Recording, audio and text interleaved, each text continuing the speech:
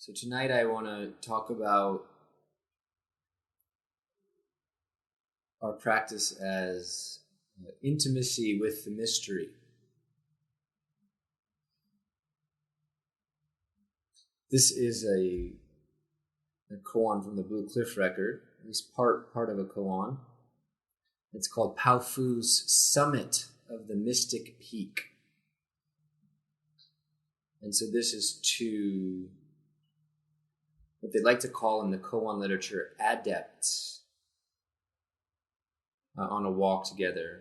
And adepts means people who have practiced in a thoroughgoing way over a long period of time and have tasted the ins and outs of the Dharma. So Summit of the Mystic Peak. Once when Pao Fu and Chong Qing, it's the two names, once when Pao Fu and Chong Qing were wandering in the mountains, Pao Fu pointed with his hand and said, "Right here is the summit of the Mystic Peak." Chong Qing said, "Indeed it is. What a pity."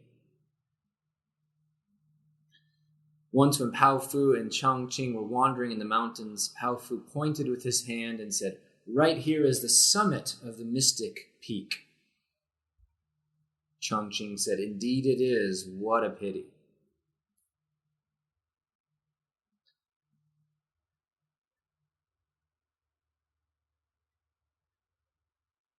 So intimacy with mystery beyond the human mind is why the Zen lineage has come down, and maybe many other lineages have come down to this present day.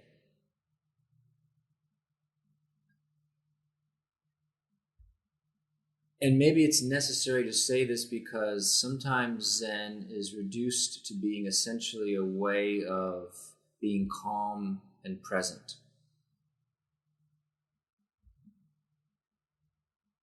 Like a kind of Zen shampoo thing with the little lines in the sand and the stones stacked up, and people are like, "Oh, Zen."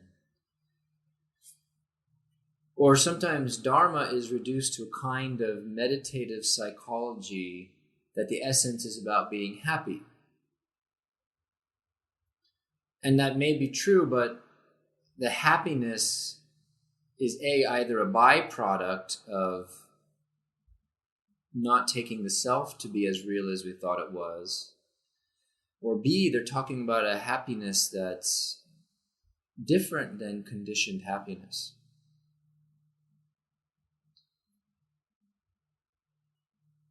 Now the mystery, even though it's the mystery, you can say something about it. You can say some things, and of course the saying of the things aren't the thing. But you can say some things, some words that hint, that might resonate. And there are some things that can't be spoken. It can't be articulated. Maybe a piece of music or a work of art can touch it, can hint at it. But here are some of the qualities of, I'm just using this word mystery. You could call it whatever. The first is boundlessness. That which is edgeless, without a beginning or an ending. Boundless. The second is it's luminous and transparent. There is a quality of light to it. All the spiritual traditions, almost all of them, have something to say about light. Different symbols for light. The mystery has a quality of energy.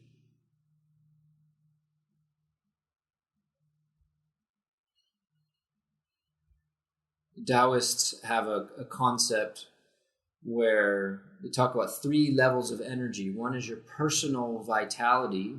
It's associated with your kidneys and your sexual energy, and we lose it as we age or get stressed. Then there's Shen, which is spirit, which is the mysteries energy, being plugged into the source.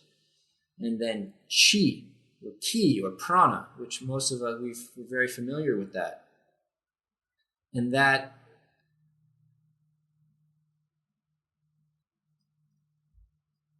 we're in touch with the mystery, we're more available to that level of energy.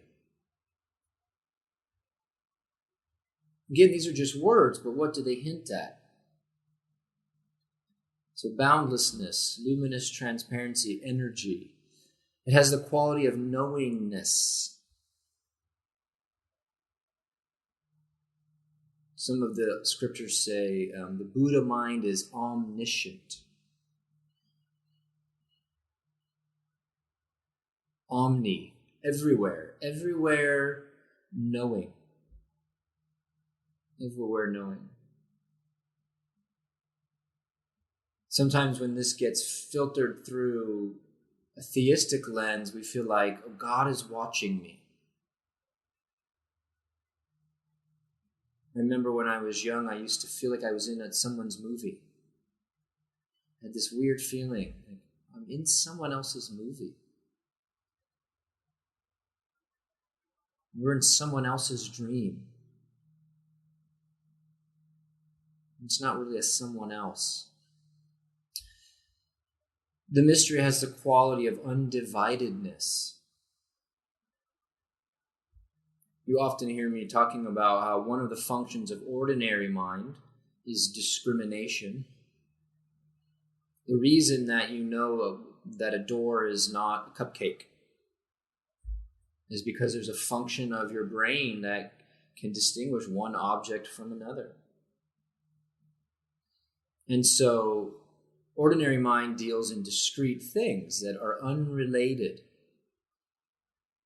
Some people talk about the processing of the brain, that something is known only because of what it's not. Actually, knowing something is a process of negation. This is a pen because it's not a cupcake. But the mystery has a quality of undividedness. Time is undivided.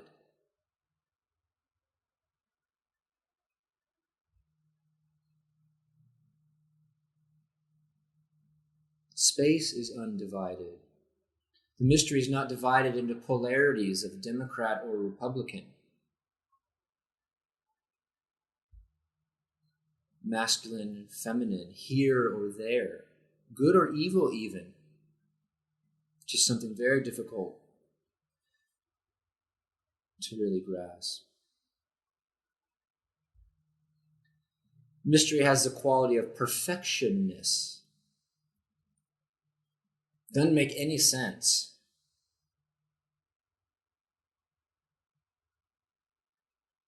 As I'm often saying, it doesn't make any sense for the ordinary mind that things could be perfect, especially the things that we don't like. There's no way that they're perfect. This is another order.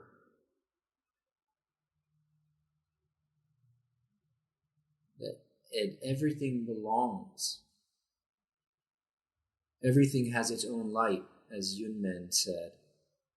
It's a good koan to keep company with. Everything has its own light. So perfectionness.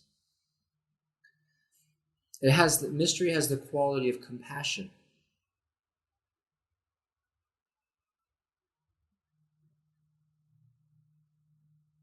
Sometimes in hindsight, we can go through something really difficult, and maybe years later, but in practice, we can see how that was something that delivered us into a deeper version of ourselves, or a truer version of ourselves.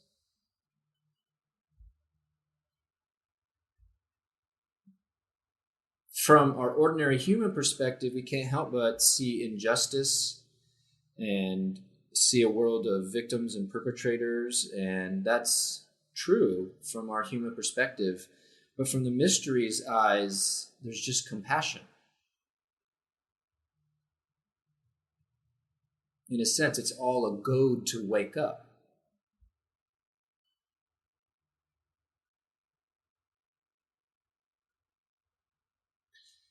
Mystery has the quality these are really one, when you talk about them, they seem divided. It's timeless. And maybe this is one of the first qualities we begin to get some fragrance of in sitting, is this quality of eternity. Time standing still. That kind of feeling. That kind of experience. It has a timelessness to it in that it's actually always here, but then it's not here because the mystery is ungraspable as a thing or an object. So it's nothingness. You can't possibly get a hold of it. And that's why mystery is a good word.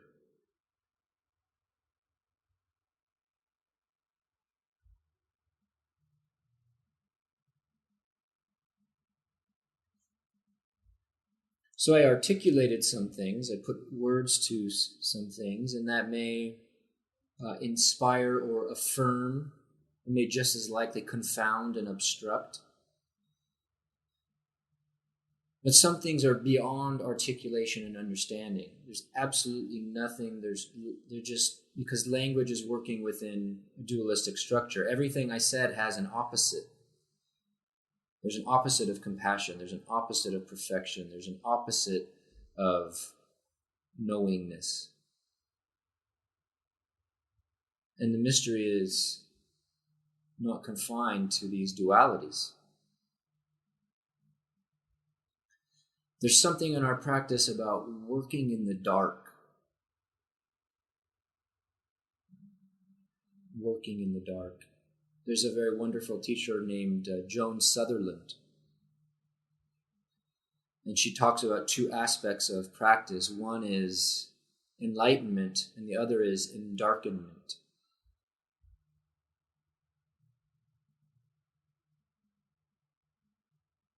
There's something going on in your meditation work, especially when you're undertaking it with devotion. There's something going on that you don't have on radar, and I don't have on the radar. You might be clearing your great-grandmother's twisted karma each time you sit. Can you know that for certain? All certainties are suspect. All of them are suspect.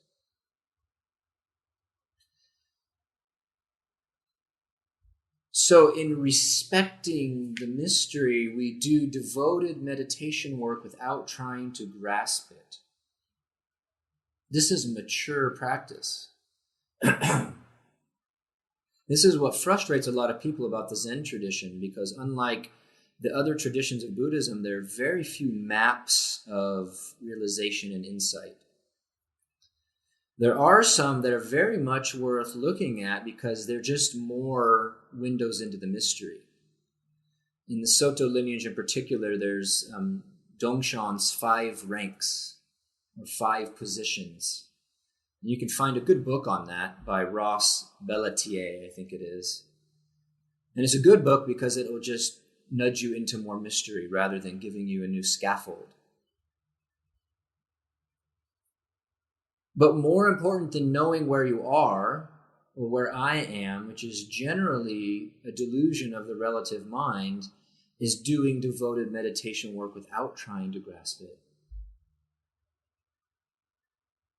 We try to position ourselves, just like we walk in a room, and our ordinary mind tries to see who's more beautiful, who's less beautiful, who's more wealthy, less wealthy, who's more successful, that this ranking thing happens right away, and we kind of find ourselves. Basically, we look at how people hold their bodies, what they're wearing.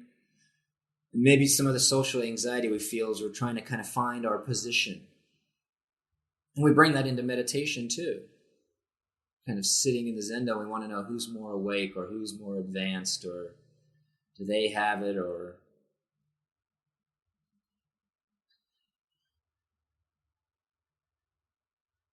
So respecting the mystery is not positioning ourselves. Seeing the futility of positioning ourselves in relationship to our own practice. It's okay if you don't know if your practice is good or bad. And if you don't think my practice, you have some innate integrity about it that will kind of align you and realign you. And if you have some affinity with a teacher, they can help align you, realign you. But you actually don't need to know where you are. What I'm saying is we know if we're sincere. That's a deeper knowing than our mind's positioning. We know if we're sincere.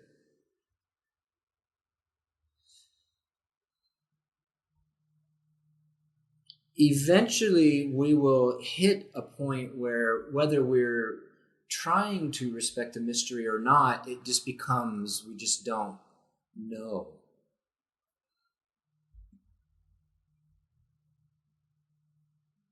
And we lose our bearings. And this is actually very good. But if we don't know that it's very good, we could find this a discouraging place to hit. And especially if you read one of these manuals that tells you it should unfold in this kind of beautiful linear way, you should glide from A to Z. Those can be misleading in that way. One map of practice, here's one, is that we go from instability, that's our ordinary, shaky minds. We don't know what life's about. Our mind is reacting to this and that. We don't like things. That's samsara. Our mind doesn't like things. And then we find stability. We go from instability to stability. There's some rest of heart and mind. And then next we find a different kind of instability comes up, inevitably. And the work is to find a larger stability. I was talking about this earlier, that in your sitting period, especially if you sit for a good chunk of time, like the 50 minutes we sit, eventually, if you find some stability, there'll be another wave of instability. Restlessness or boredom or some hot sexual encounter you had 25 years ago will pop into mind, or cupcake or whatever, air conditioning. It will pop up, or something in your body. And a lot of times we go, oh, I guess my session's kind of done. Yeah, that was good. But especially then is the time to find a larger stability, to reballast. It's part of respecting the mystery. We only will experience the boundless by, let's say, we'll only really know the limitless by coming up against limits that we can't overcome with our thoughts.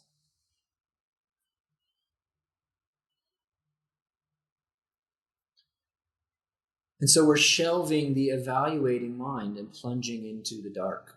Sometimes it may actually be experienced like this in your kind of perceptual quality of your zazen. There's a dark to it. Even if your eyes are open, there's a blackness.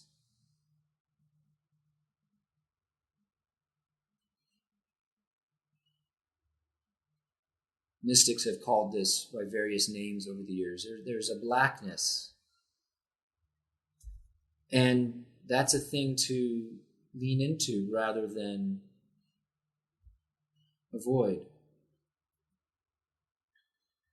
So we're shelving the evaluating mind and plunging into the dark, if we're so lucky.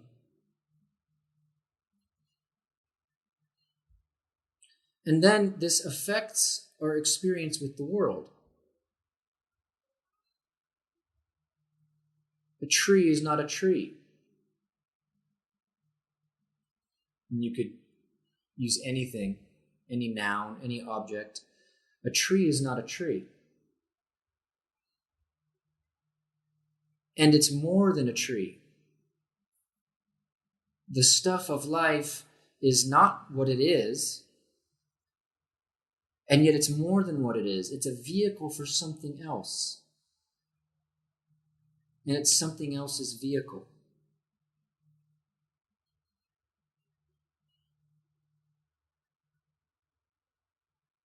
A tree is not a tree. This is resting into mystery, and it's more than a tree. Jim is not Jim. Plug in your name. And more than that. And then realizing that the world can become fully what it is.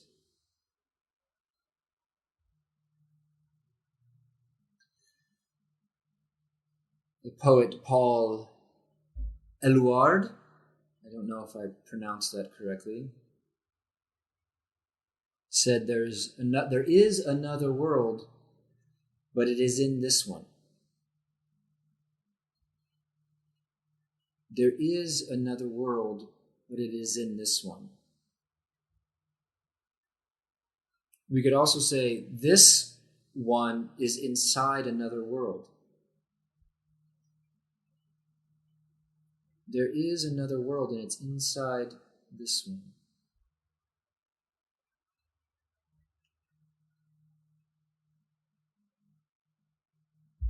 So for whatever reason, that's what I felt compelled to talk about today.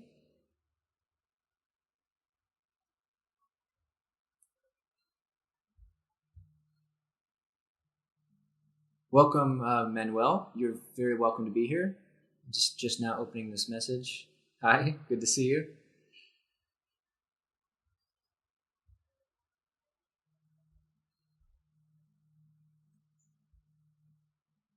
Jogen, Yes. reflecting back on your koan that you started this with, must have something to do with mystery, I'm guessing. But what is it, the second one that says pity? Yeah, so let's see, the koan is Pao Fu and Chang Qing were wandering in the mountains together. Right, these are very experienced practitioners. And Pao Fu pointed with his hand and said, right here is the summit of the mystic peak. Right here is the deepest truth of awakening.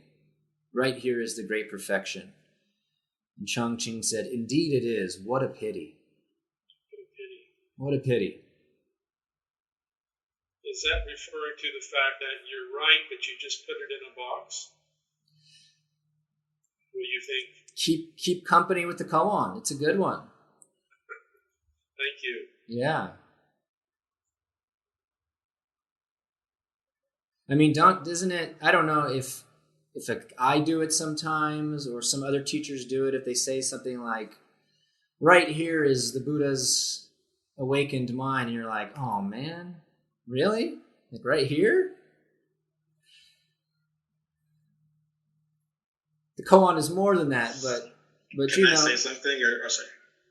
Yeah, just a second. It's more than that, but it includes that sense of what you're talking about is like, can we talk about something without defiling it? How often are we like with someone at a concert and somebody's got to be like, isn't this so beautiful? Why do we need to do that? Why do we need to do that? And what does that do? So that I think that is one element of the koan, but it's all of them have a lot of layers. Manuel. Mr. Jogen, thank you. Sure. I was wondering if that, correct me if I'm wrong, if it's somehow related to this idea, or what I perceive in the idea of the koan, if you meet the Buddha, kill him, or something like this. Yeah. Like mystery and pity and having respect for something while being able to speak it. It's this question of, are these things possible? Is there some way that the mystery can be pitied and not pitied, and also respected and not respected, and spoken of and not spoken of? And how does that relate to the killing the Buddha if you see him or something? Sorry, I'm kind of just rambling. But no, you made sense to me. I think that's parallel to what Kozan's saying. I definitely killed the Buddha tonight. And sometimes a teacher's function is to kill the Buddha, and sometimes its teacher's function is to give birth to one. But the mystery doesn't care what we do. You can't blemish the mystery. In fact, if it's truly boundless, it has to be these very limited words coming out of my mouth right now. So what do you do with that? There's a famous koan that a monk asks this teacher, and he's kind of planning to do this. He says, is it true that all sounds are the sounds of the Buddha? That all expressions are the mystery itself? And the teacher says, yes, it is. And then the student said, don't fart. Another version, he says, isn't it true that all voices are the voice of the mystery? And the teacher said, yes, it is. And then the student said, can I call you an asshole?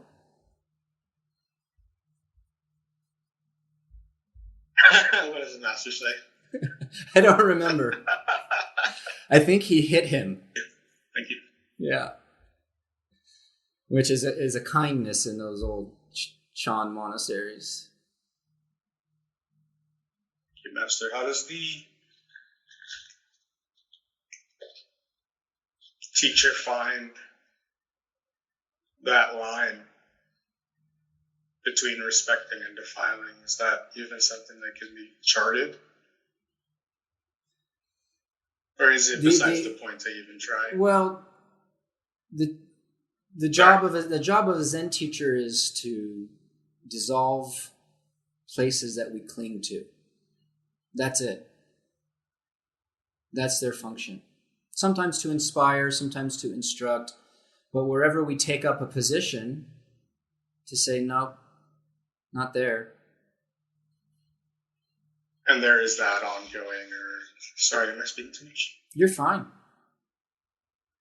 There's and you're sort of sounding on this ongoing work of showing that deeper layer of instability that always comes after the one that the teacher shows that you had to move past.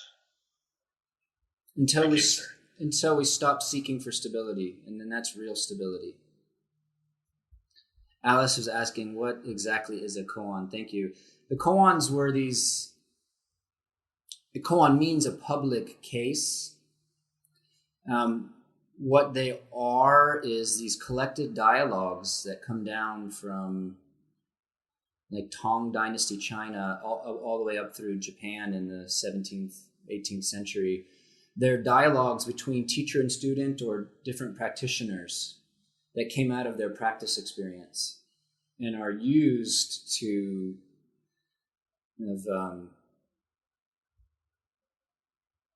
find our way back into the state of mind of those practitioners. So if we worked on the koan from tonight, we would get curious about, well, why did Chongqing say, indeed it is, what a pity? What's his state of mind? And to find a state of mind, we have to enter it. So that's part of the koans are appreciation of the different states of mind that come in and practice and a way to taste them. Yeah. And there's a whole bunch of them. There's like 1,500 or 2,000 or something. Pastor, you taught at Reed that there are specifically Zazen koans in the Dogen lineage, but are there ones from before that? It sounds like there are. Yeah. There's a whole lot of koans. Perfect. Thank you.